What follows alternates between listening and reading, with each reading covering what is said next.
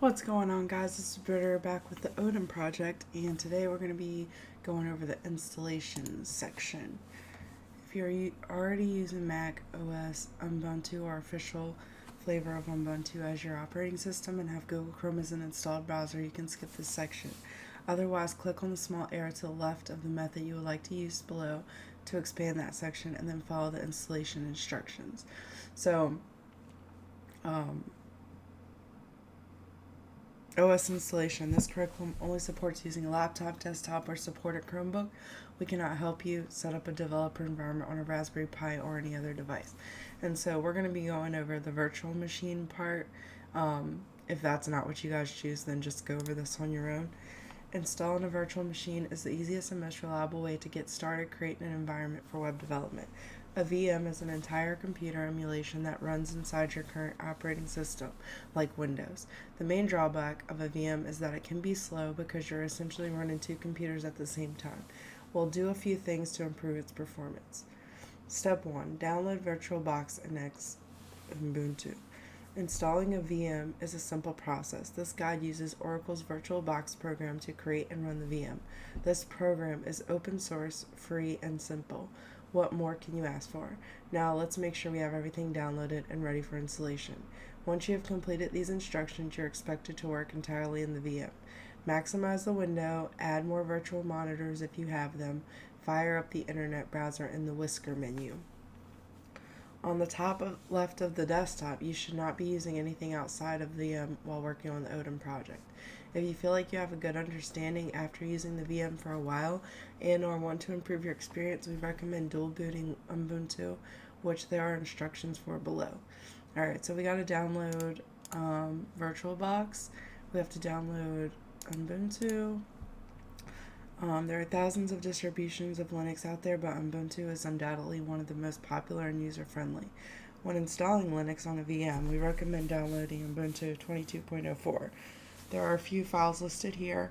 Download the one ending in ISO. Xubuntu uses the same base software as Ubuntu, but has a desktop environment that requires fewer computer resources and is therefore ideal for virtual machines. Step 2, we're going to install VirtualBox and set up Ubuntu.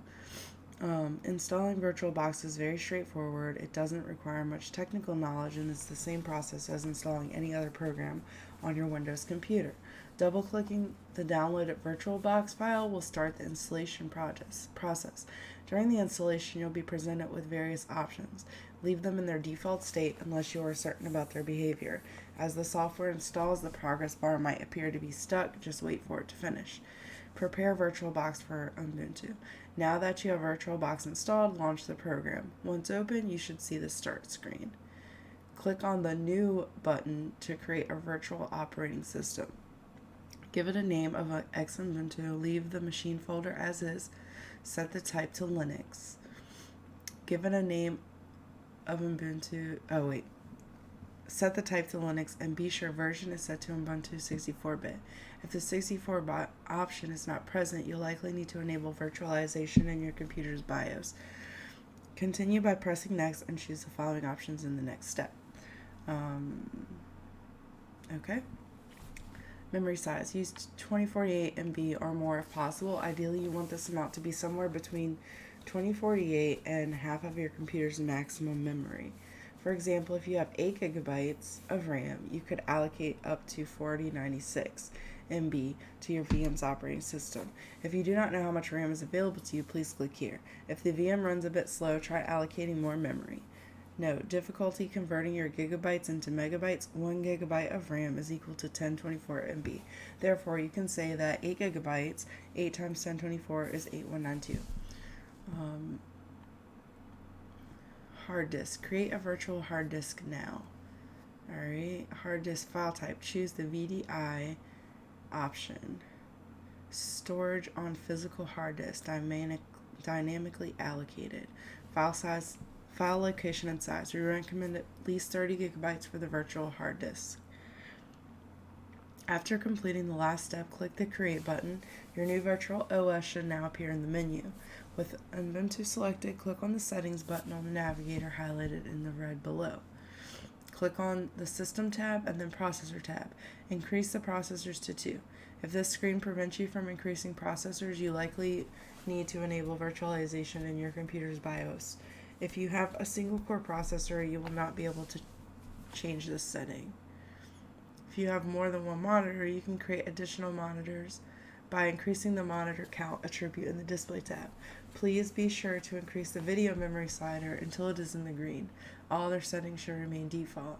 With all that complete, click OK to save the changes. You cannot install Ubuntu without mounting the ISO you downloaded earlier. We will do that now. Click on the section labeled Optical Drive to the right of the text labeled IDE Secondary Master under Storage at the main VirtualBox screen. While Ubuntu is selected, this will open up a drop-down menu. Click Choose/Create a Disk Image. The next window that opens, click on the blue circle with the green plus labeled Add, and locate your Ubuntu ISO file you downloaded earlier. Choose the ISO and click Open. You should now see the ISO on the disk selector screen. Click it and hit the Choose button at the bottom. You can now start the VM by right-clicking on the icon in the menu and by clicking the Start arrow at the top. When the VM starts up, you'll be asked to install Ubuntu. All of the default options can be left alone, including the installation type, erase disk, and install Ubuntu. It may sound dangerous, but the VM can only see the hard drive of the VM. This is the beauty of VMs, the ability to separate the physical space of your computer across many VMs. While installing, be sure to take note of the password and username you chose. We will need these later. The rest of the installation is pretty straightforward, but if you have any questions, you can find Ubuntu's official installation guide for Ubuntu here. When the installation is finished and asks you, please remove the installation medium, then press Enter. Simply press Enter, no need to remove anything. Install and enable guest editions. Your regular operating system is called the host, and all other operating systems that run as VMs are called guests. To make working in your guest OS easier, you need to install guest editions. It adds useful functionality to the guest OS, such as a full screen guest mode. While your VM is running, do the following steps. Click the whisker menu on the top left of the desktop, type Software Updater in the text field that opens up, and click on the item with the same name. Install all available updates. If there are no available updates, move on to step 5. If the software updater is stuck, waiting for an unattended upgrade to finish, reboot the VM and start again from step 1. Open a terminal with Ctrl-Alt+T or opening the whisker menu and typing in terminal. The shortcut is obviously faster. Copy and paste this into the terminal. Enter your password when it asks you to. Note, your password will not be visible in the terminal. You will not see any feedback when you type. This is a security feature to protect your password. Press Enter when done. If you get the following errors, unable to locate package build essential and update, unable to locate package DKMs, paste in the following and enter your password. Otherwise, move on to step 9. Type Y when it asks you to and let it finish installing. Close the terminal when it is finished. Click Devices on the VM toolbar, insert Guest Edition CD image in the menu bar. Wait for the CD image to mount. A window will show on the top right of the VM screen saying it was successfully mounted. Let's take a look at the contents of the CD image we just mounted. If you see a file manager window appear, then confirm the presence of a file named VBox Linux Editions.run. If that file is present, you can move on to step 13. If you do not see a file manager window appear, then navigate to the desktop by minimizing all opened windows, and then double-click on the folder called Home on the VM desktop. Afterwards, click on a CD under Devices on the left side of the window called VBox_gas_x.x.x, where the X's are the version numbers. Now you can confirm that the file is present. If you see that file, move on to step 13. In the window we opened in step 12, click File, Open Terminal here. This should open a terminal with the prompt ending something in where the X's are the version number. In the newly opened terminal window, paste blank and hit Enter. Once it finishes, close the terminal. Right-click CD under Devices in the File Manager window and click Eject. If you have closed that window, in the meantime, go back to point 12 to see how to bring it up again. Reboot your VM, which you can do by typing Reboot and hitting Enter in a terminal. You can now maximize the VM window, create additional displays, and use many other useful features. These options are available in the VM toolbar under View and Device. If upon trying to start the VM you only get a black screen, Close and power off the VM, click Settings Display, and make sure Enable 3D Acceleration is unchecked and video memory is set to at least 128 MB. If you receive an error when trying to mount the Guest Edition CD image, suggestion 1 is to reboot your host operating system. Afterward, ensure that there is no image file mounted in both VirtualBox as well as in the file system of the VM. In VirtualBox Manager, while the VM is not running, select Ubuntu, then click Settings. In the Storage tab under Controller IDE, click on ViewBox Guest Editions and make sure Live CD/DVD is ticked. Enabling this option causes the image to not be removed upon ejection. Therefore, it should be removed as the final step. To do so, once you have completed the Guest Editions installation and shut down your VM, you can find the image where you enabled Live CD/DVD under Controller IDE by selecting the blue circle drop-down on the right side of the window and clicking Remove Disk from Virtual Drive. It is also suggested to uncheck Live CD/DVD at this point. If you encounter the error VirtualBox error, failed to open a session for your the virtual machine, you might have to turn on virtualization in your host BIOS settings. If you are using Windows as your host OS, you can follow these instructions. Otherwise, just Google how to turn it on for your specific OS. Are you using a touchscreen? Click here to watch a video on how to enable touchscreen controls for VirtualBox.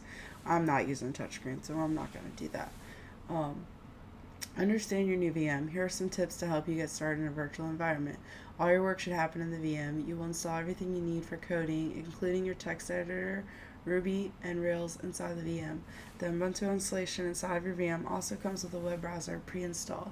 To install software on your VM, you will follow the Ubuntu installation instructions from inside the Ubuntu VM.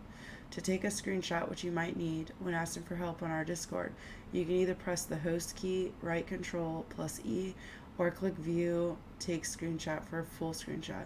Or you can click the whisker menu and type in screenshot, in which you can choose to take a screenshot of your entire screen, the current window you are on, or to select a certain area to capture. All the development that you'll do related to top will be done in the VM. We recommend going full screen and forgetting about your host OS. For best performance, close all programs inside of your host OS when running your VM. If you added additional monitors in the display tab of your VM settings with the VM running, click View Virtual Screen to enable. You can run full screen with multiple monitors, but it may ask for more video memory, which you should have increased when adding more monitors. Upon exiting full screen, your secondary display may close.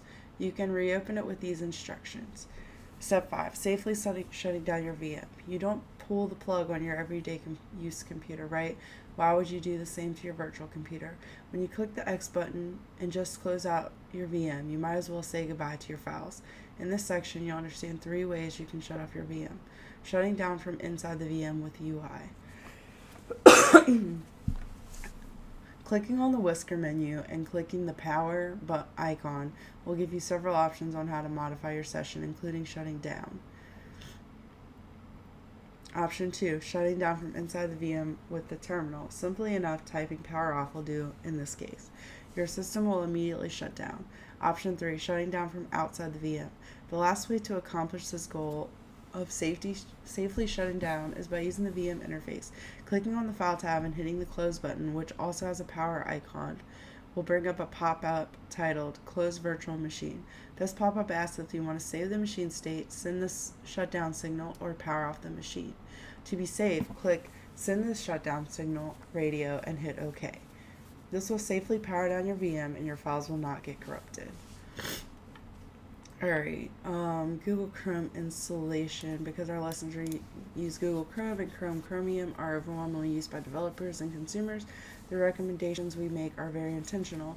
Look at this, you should share browsers and see what other folks are using the most. So we'll be installing Chrome on our Ubuntu session.